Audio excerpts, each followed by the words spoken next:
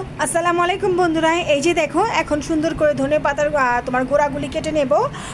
সুন্দর করে ধুয়ে নিয়েছি আগেই, ভালো করে ধুয়ে তারপরে এখন গোড়াটি কেটে নিচ্ছি। গোড়াগুলি কেটে তারপরে হলো তোমার শিলপাটার মধ্যে বেটে নেব।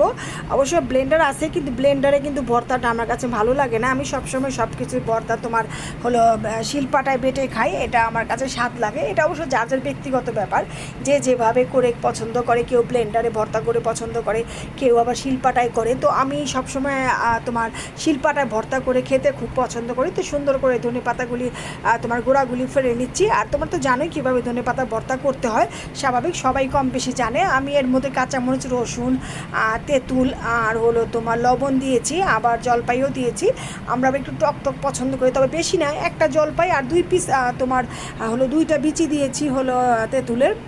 কারণ শুধু জলপাইটা দিলে টকটা একটু কম হয়, সেজন্য ভালো লাগে না। তো 2 পিস আর কি একটু তেঁতুল দিলাম। তো মাশাল্লাহ ভর্তাটা কিন্তু সেই লেভেলে স্বাদ হয়েছিল। আর সুন্দর করে শিলপাটায় বেটে নিলাম। এই যে দেখো মাশাল্লাহ, একটা বাটা দিলেই মাশাল্লাহ হয়ে যায়।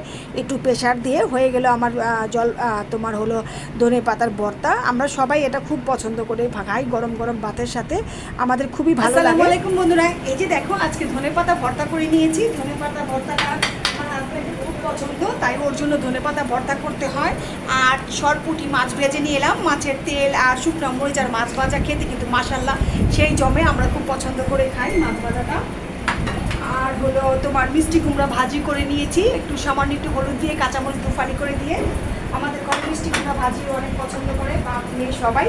আর পাতলা মুসুরি ডাল রান্না করেছি জলপাই দিয়ে।